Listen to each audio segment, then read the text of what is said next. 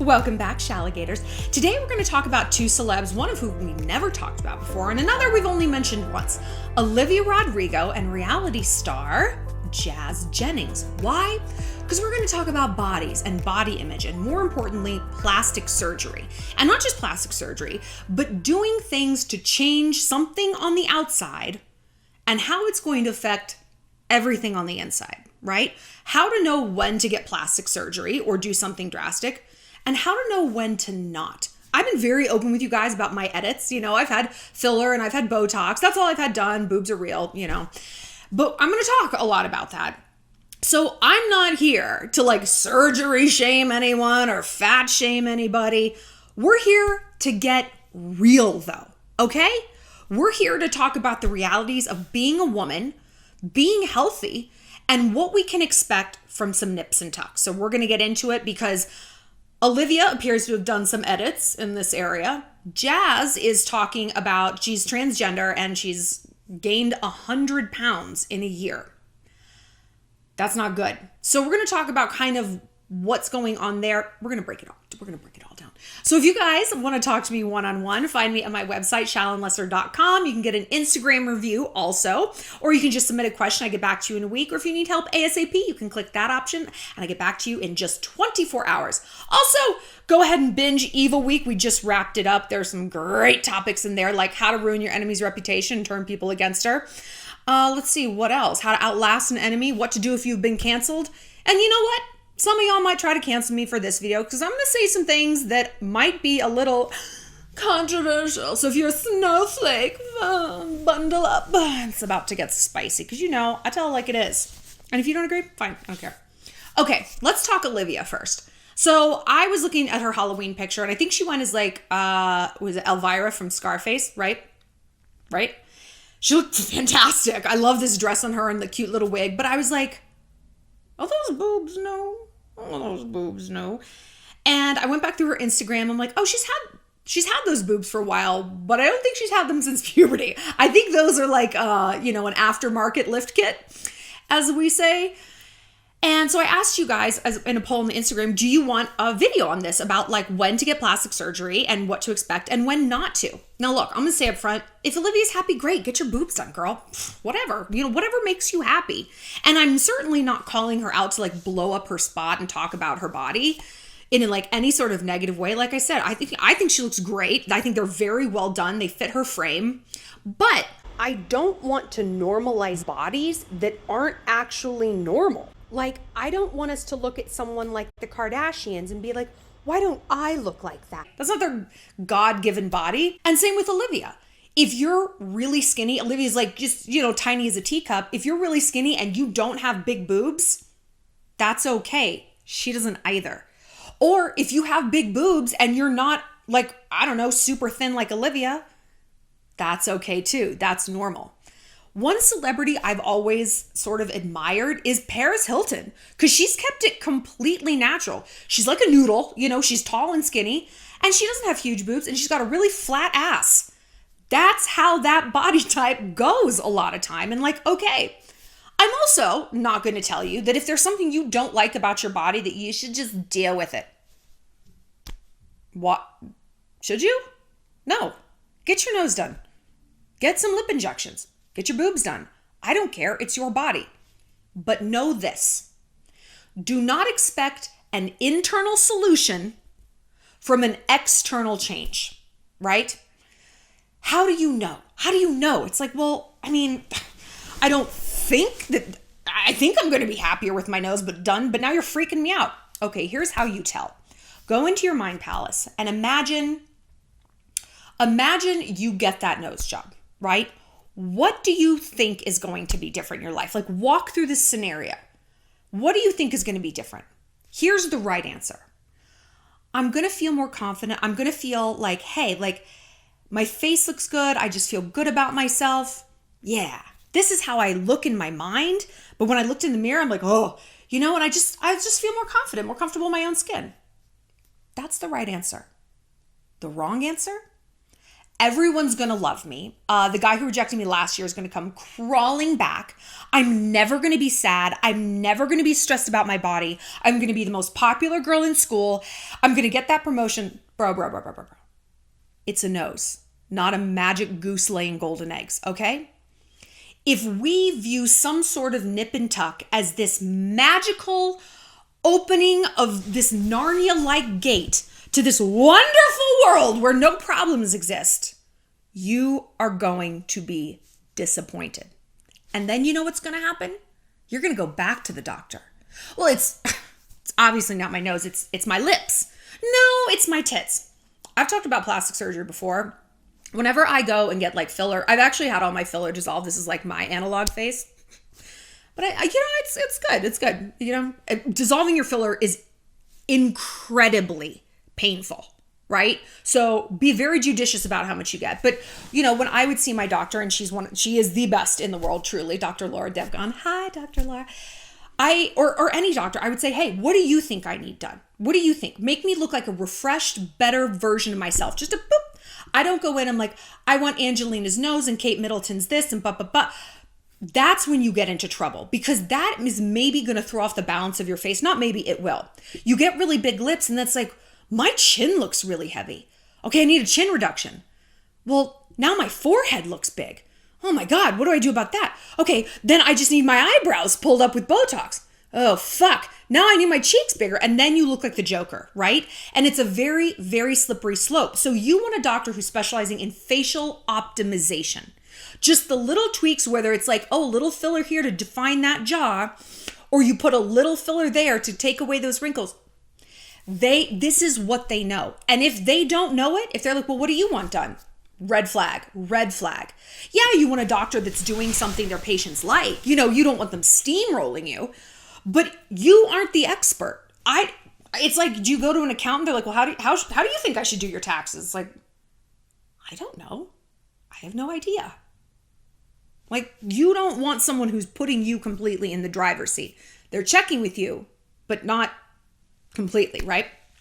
So with Olivia, she's got a great surgery. She looks great. She feels great. I think she's super cute, and I think she's got a really good head on her shoulders, and she's handling massive sudden fame really well. I hope she's doing good. I really like her. I'm excited to see where her career goes. And part of me, what is she, 19? Something like that. She's young, right? She's young.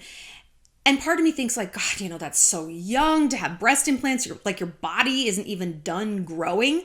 Like, these boobs are like kind of new. Part of it's weight gain. Although I have lost 14 pounds. I'm really proud of myself. When I hit 20, I want to do something slutty. I'm going to take a bunch of slutty pictures. And I warned you guys on a TikTok that I only dress conservative because I feel kind of fat. And once I feel thin, brother, it is no pants as far as the eye can see. So buckle the fuck up.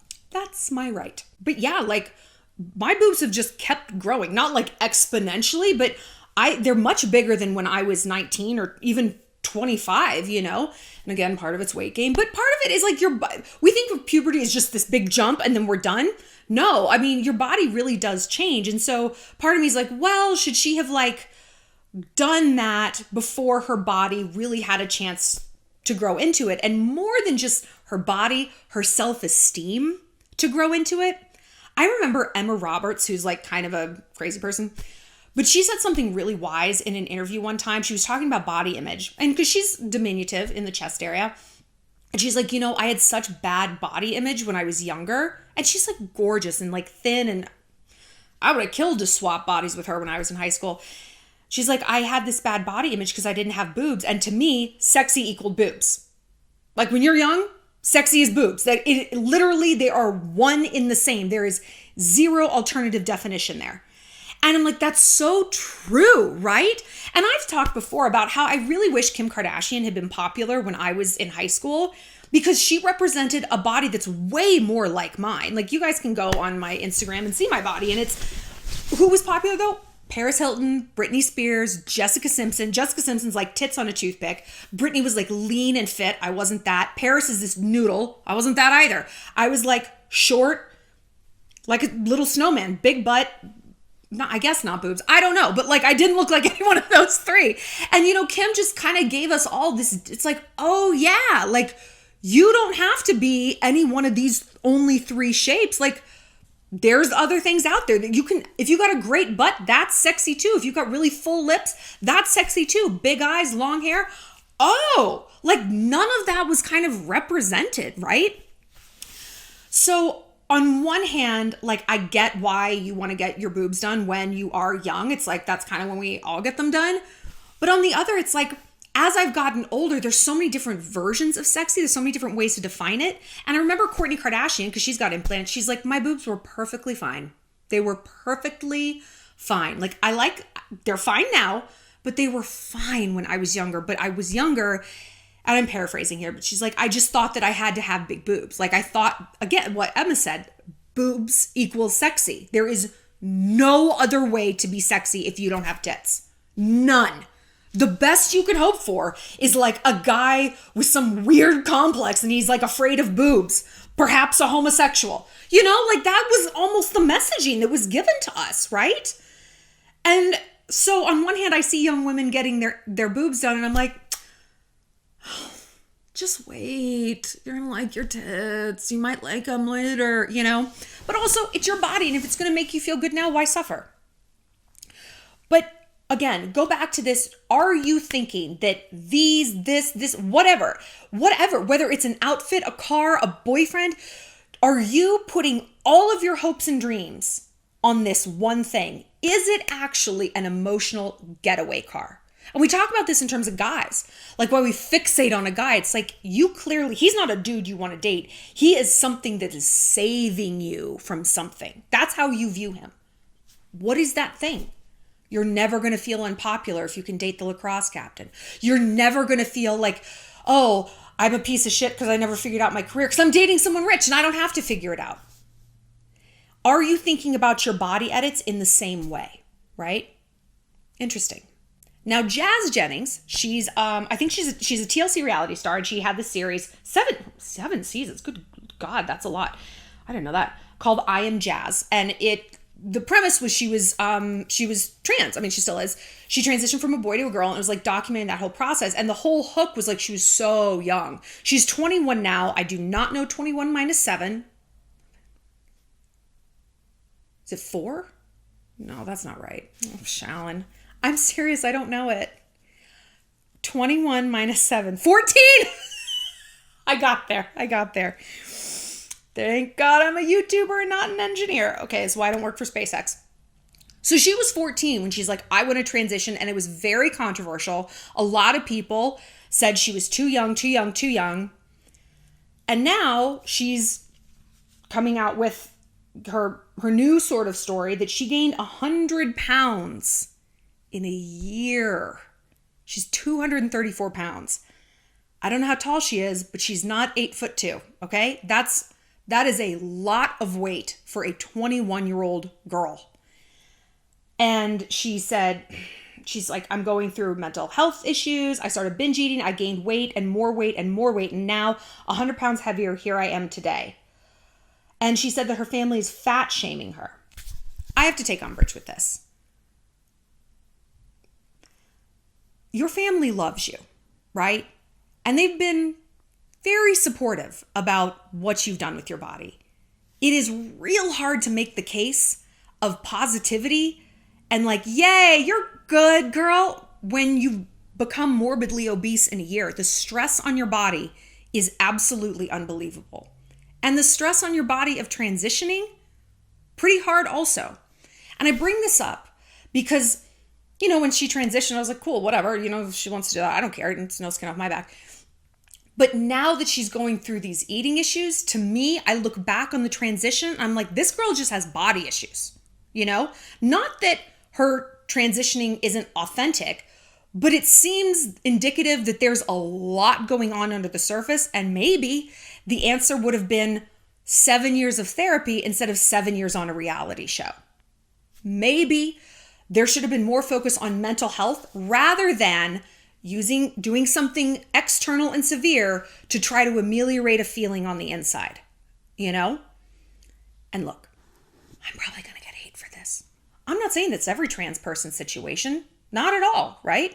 But I don't think it should be an incendiary thing to say, hey, if you're considering doing something major like this with your body, go see a therapist first for a while, a year. I say that to my friends who want to get their boobs done, who want to get a Brazilian butt lift, who want to get lip injections. Should we not also say it to people who want to do things that are even more extreme and irreversible, especially when they're young?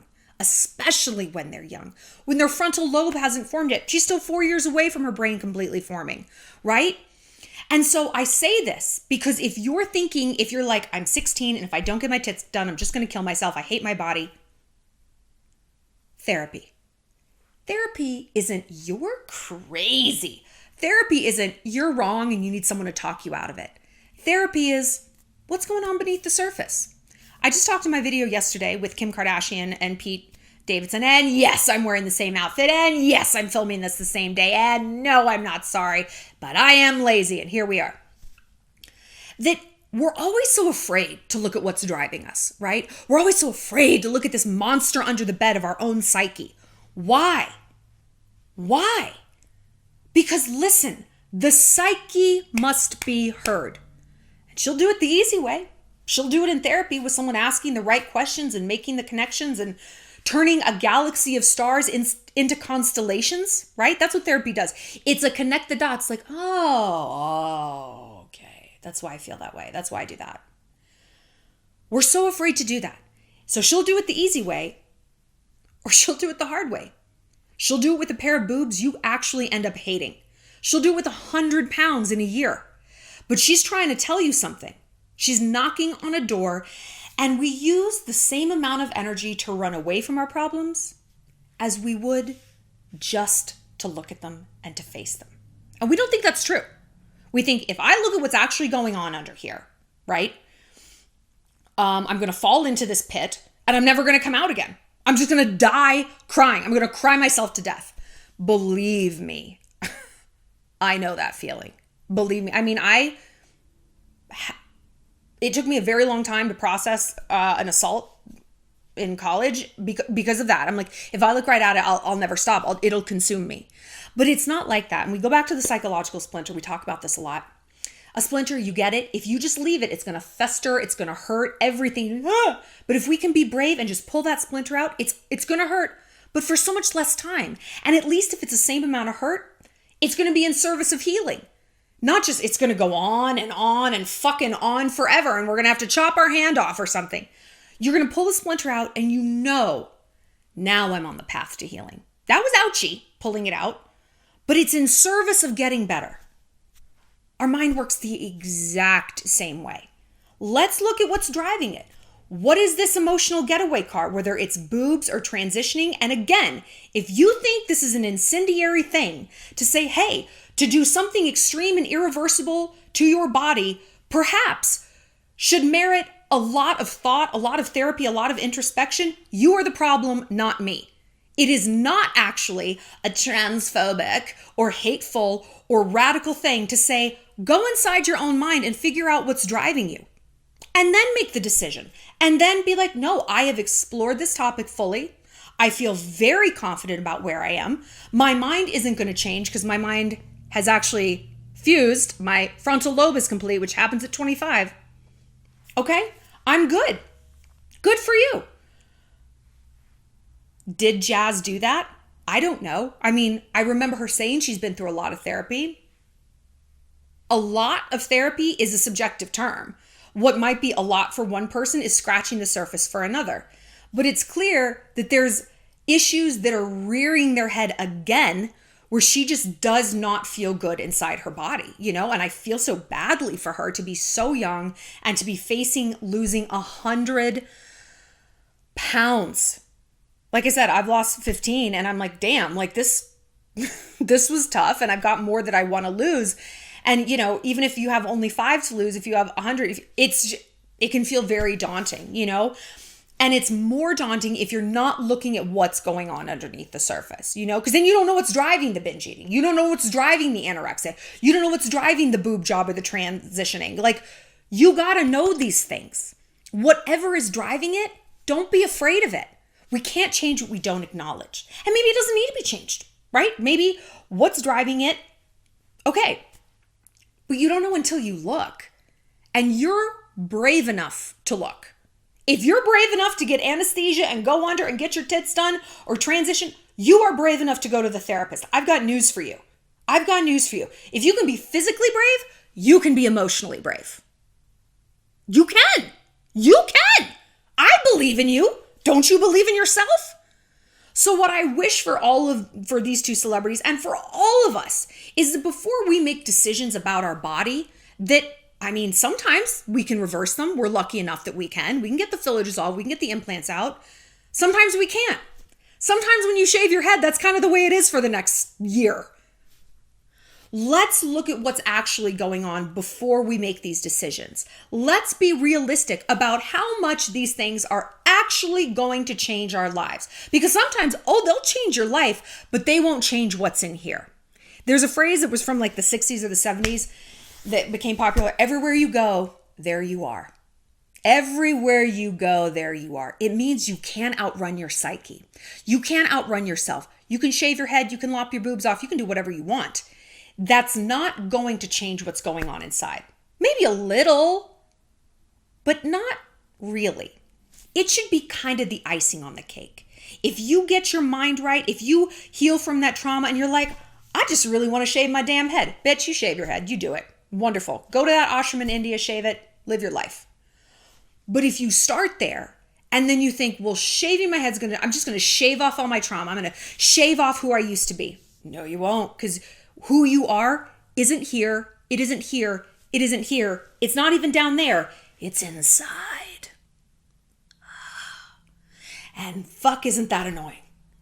But I find it to be interesting work. Like working your mind out is like working the gym, like going to the gym. It's like you walk in, you're like, I don't want to be here. And then you start, you're like, all right, this wasn't that bad. And then afterwards, you're like, I'm so glad I did that. Do I have a six pack? Have I lost 100 pounds? No. But I'm on the path. And viewing the path seems so much scarier than actually getting on it turned out to be. I'm taking it one step at a time, and I'm proud of myself. I'm looking things in the face. I'm gaining confidence by doing things that scare me and learning I can overcome it. It's not going to kill me. I'm not going to just melt into a puddle right there in front of the Delt machine. I can do this. We know we can do that physically. We would encourage a friend to do that. Of course you can go to the gym. You got this. You can learn these machines. You got this. Let's start encouraging ourselves to do that mentally. With therapy, with introspection, with going into our mind palace and analyzing truly our thoughts. Take things to the end. I get my boobs done. What do I think is going to be different about my life? Take it all the way there to the end. Don't be embarrassed about what you're telling yourself. There's nothing to be embarrassed about. I'll do that and be like, so you really thought that if you dropped 15 pounds, your ex was going to see you online. He was going to call. Did I tell myself that? Yeah. Yeah, I did. And I'm posting my slutty Halloween pictures and looking at the phone. Nothing. Right? And then I'm like, of course that's not going to bring an ex back. Because if it did,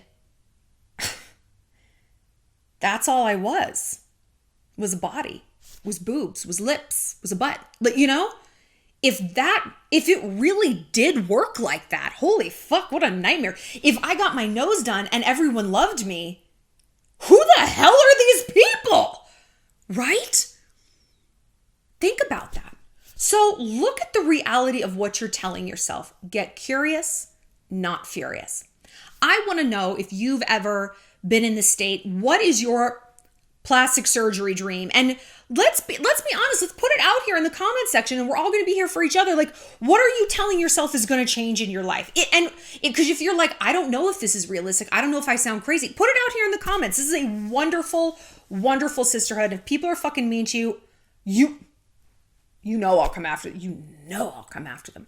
Also, if you are trans, I would love to know your process in terms like, did you go to therapy? Did you talk to other trans people? Do you have regrets? Do you feel way better and way different? I'm super curious. To the surprise of few, I meet very few trans people in Montana. So can't get a lot of real world info on that, but I'm so curious, like what has been your experience and what do you think of Jazz? We are going to be back next time. I swear I'll be in a different outfit. I'll see you later, Shalligators.